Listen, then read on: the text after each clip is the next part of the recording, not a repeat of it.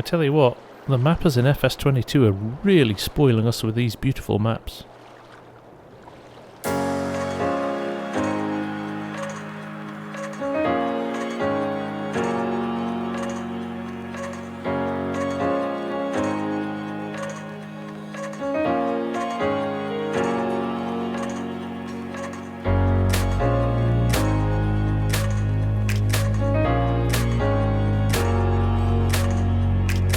Hello everybody, it's FarmSim Guy here, hope you are all doing well. We are here today to look at Rauris Valley in Austria.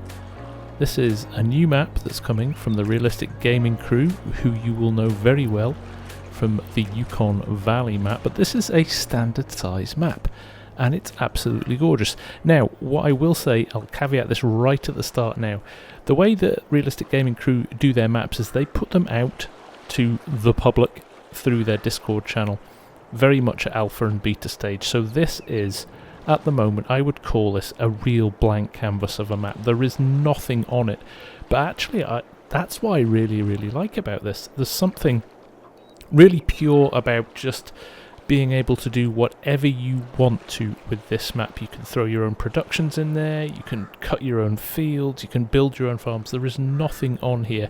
So it's going to be a relatively short tour, but I thought you'd like to see it because it's really good looking.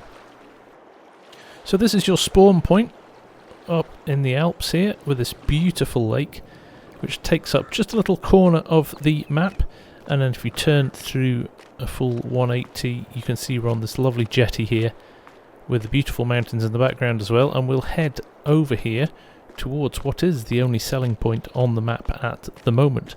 Now, like I said, you can add your own productions to this and you can add your own sell points to this, but at the moment there is just the one here when you arrive. Now, like I said, this is very much a beta of the map, but it's incredibly well finished, I have to say. They could release this as it is at the moment if they wanted to, and to be fair, I suppose they have because it's on their Discord channel.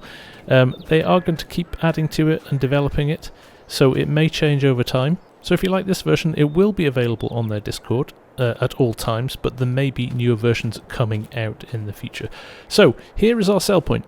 This is where you will be able to sell the majority of your crops and production elements, and that's pretty basic stuff. You know, you just turn up, drop it off and move on, but of course you can add in anything else you like. Now up here is your shop as well, so we'll just wander up here and have a look at this as well and just take in the scenery as we go along. It's super smooth. It is a standard size map, so it's a 2 kilometer by 2 kilometer map, which is nice to see something a bit different. It's not another huge map like Yukon Valley, and what they've done is taken some of the brilliant skills they've got from Yukon Valley and optimized this map really perfectly, because it is super smooth to play on. So here's our store. This is where you can purchase your equipment, and I think we will just treat ourselves to a little truck here so we can go for a little drive around. So there we are. We've treated ourselves to a little VW Amarok, as we are in Europe after all. So just before we jump into that, I want to just wander over here and I'll show you what is available to you. And like I said already, it's not much. This is very much a blank canvas. So you walk into these lovely alpine meadows here, and there is nothing here but green space for you to create your own map and create your own lands. Really nicely done. Now over there you can just see the foothills of the mountains. All of that wood and forestry area is available to you as well. So this is very much a mixture of a forestry and a farming map.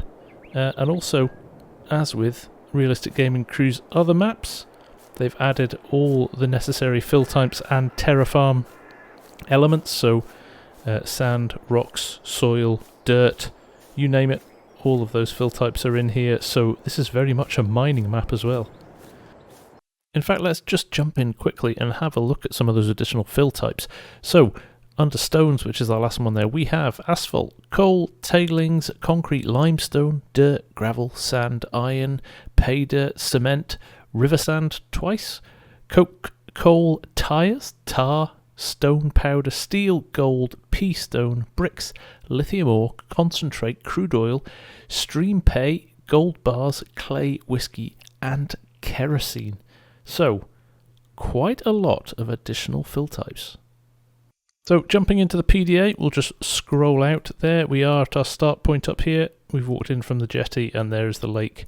And as you can see, probably I would say a good 2/3 of the map is farmland.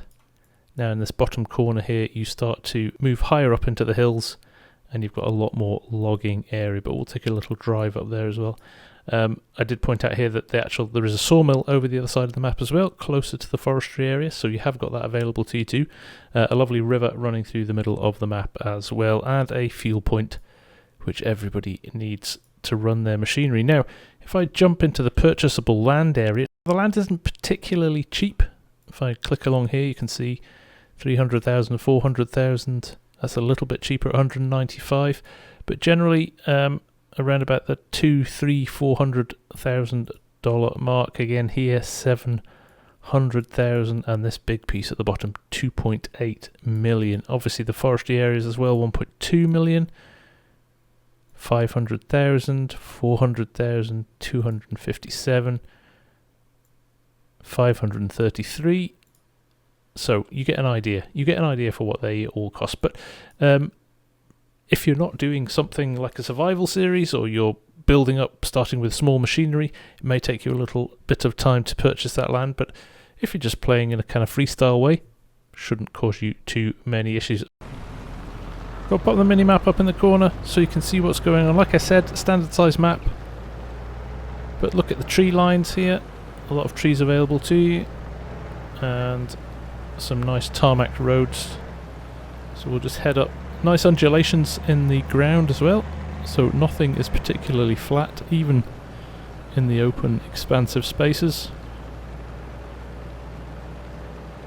And this is something we're starting to see in maps in 22, which I really, really like. Elk Mountain has this, Yukon Valley has this, and now we're seeing this, as well as the likes of No Man's Land, which we're obviously used to before, but even Peter 716's Greenlands has a nice open expansive space. So we're starting to see a shift from mappers away from giving you very defined fields across your lands and giving you the opportunity to carve your own out. And again, with the changes in courseplay as well, it makes it a lot easier to have fields that aren't defined added to courseplay as courses, so that's definitely helping as well. So we're heading along the top here now, and we're going to turn down to the sawmill. As you can see, we have so many trees. Now this does come in a zip file with some additional mods, some vehicles that you can choose to use or not if you don't want to. But the more trees mod is in there, and you can understand why that's been added. But here is the sawmill. So we'll just pop in and have a look at this because it's a nice model. Some of you may recognise it from some of RGC's other maps. There you go. We'll just do a loop round here. We'll just jump out actually as well, because I think some of the landscaping and the scenery development is absolutely tremendous. I mean, look at the views here, it's fantastic. But there's the stream or the river that runs from the lake. Again, that crystal clear alpine water running through it as well. Nice to see.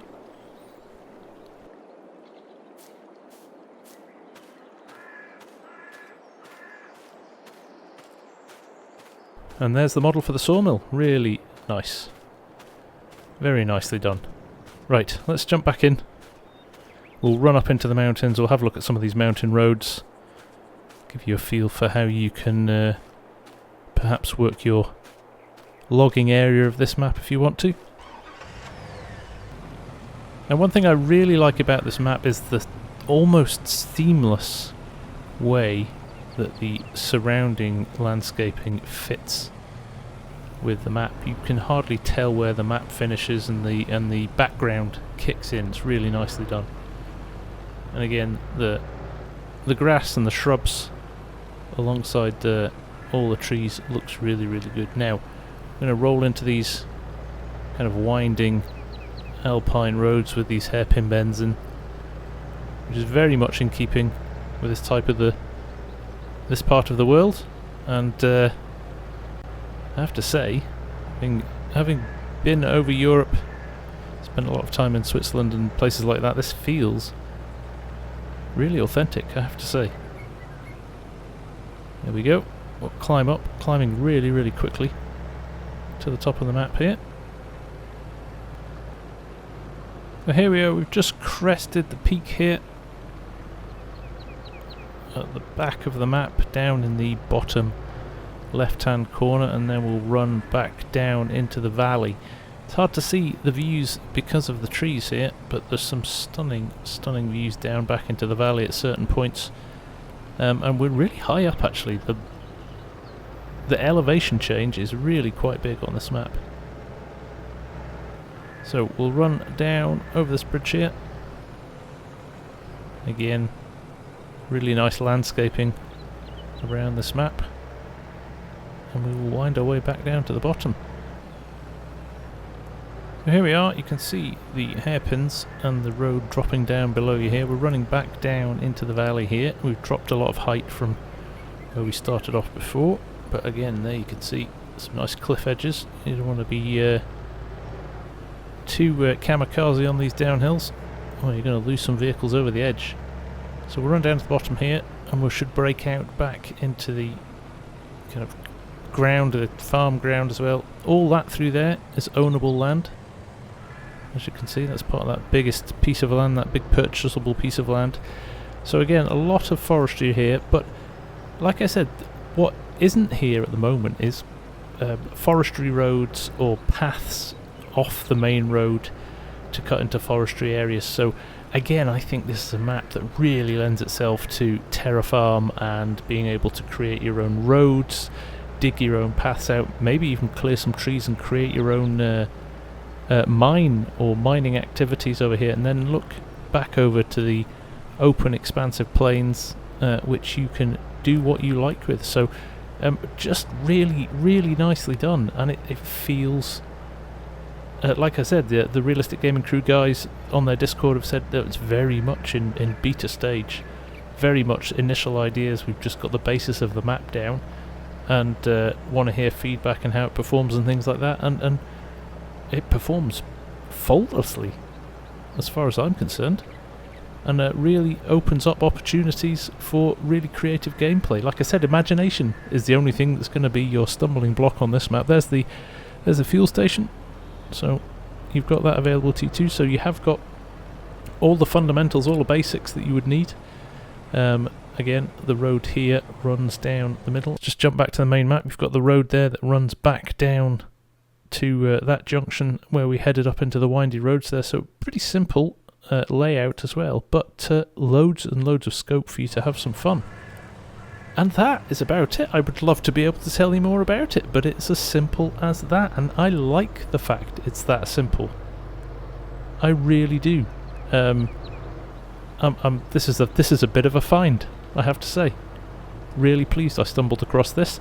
I'm going to put links to the Realistic Gaming Crew's Facebook page and their Discord in the description for the vid here. Definitely go and check them out. They do some wonderful stuff. If you've never experienced Yukon Valley either, definitely worth checking that map out, and they're going through a big overhaul of that, or a remake of that at the moment. So well worth checking that out as well, and there is a version up for that as well that you can download and have a play with. So guess what? I'm doing a map tour that isn't a preview, and you can go and get it right away. There you go. Okay, from me for now, the FarmSim guy, thank you very much for humouring me in this very short map tour, and I will see you all again very soon. Take care, bye for now.